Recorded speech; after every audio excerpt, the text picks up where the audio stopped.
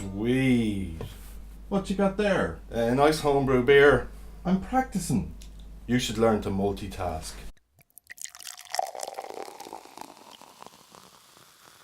If you like this video, please click the like button and please subscribe and click that bell to get notifications of all my videos. Thank you very much. How you doing, folks? Today it's a homebrew special. Gonna have some of my own homebrew that I did with my brother, joint effort, and gonna check out this homebrew guitar that I did with my dad a number of years ago. Let's check it out. We get stuck into the beer, folks.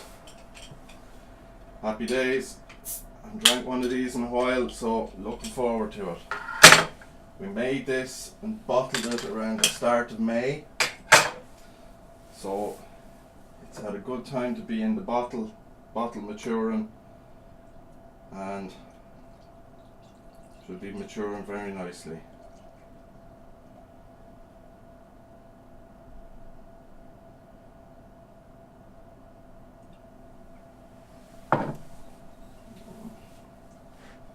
Lovely.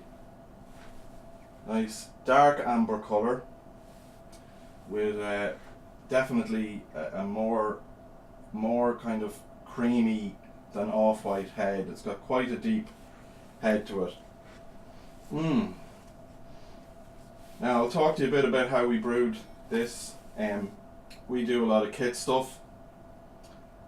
We haven't progressed further than that at the moment, but we do like to kit hack, which means that you take a regular kit in the can and you do stuff with it. So what we did with this was we got a nice 1.5 kilos of light spray malt, and we did a hot boil with the spray malt. So we did that with Simcoe and Citra near the end of the boil. So we had four boil additions, 3 Simcoe and 1 Citra at the end of the boil, just for that aroma. And it's lovely. There's a lovely balance in this beer between the maltiness and the hops that we put into it, and then we dry hopped with a mixture of Simcoe and Citra for a week after it had finished its fermentation. So it's quite a hoppy beer. Smells lovely.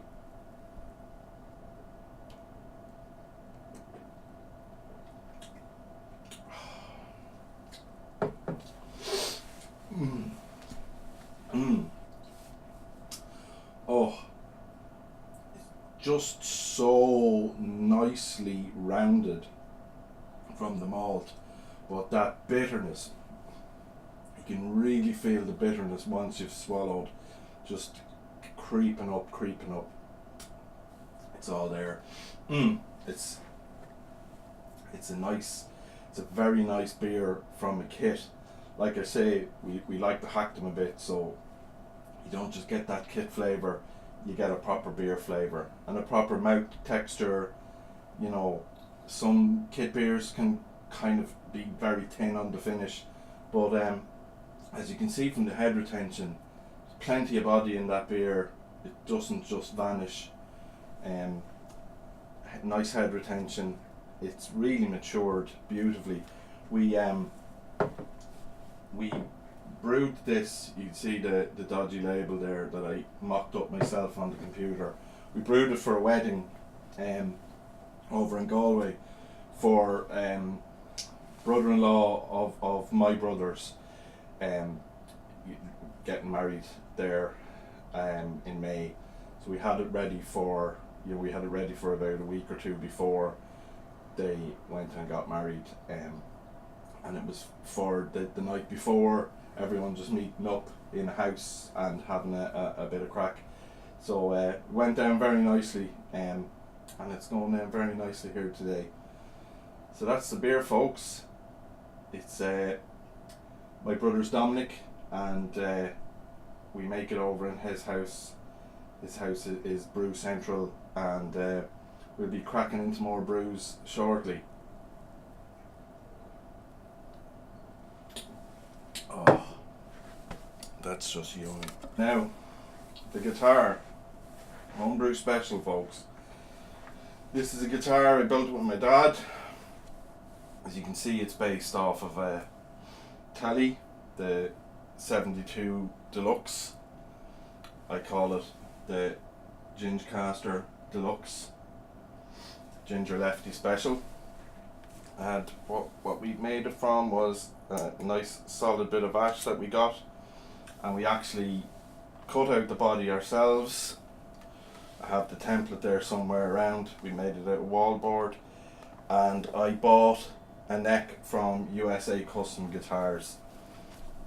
And the pickups are the Fender Wide Range humbuckers. It's got a hardtail bridge. It's got the Gibson style configuration 2 and 2, Gibson style selector switch, gold toe tuners. The nut is a Graphtec nut, so just a nice guitar, plays really well. We finished it in true oil, ash body. It's got a walnut stain. I bought there's a little pack you can get of true oil that has a walnut stain and the true oil in the one pack. That's what I bought. So the ash was stained with the walnut stain, and away we go. So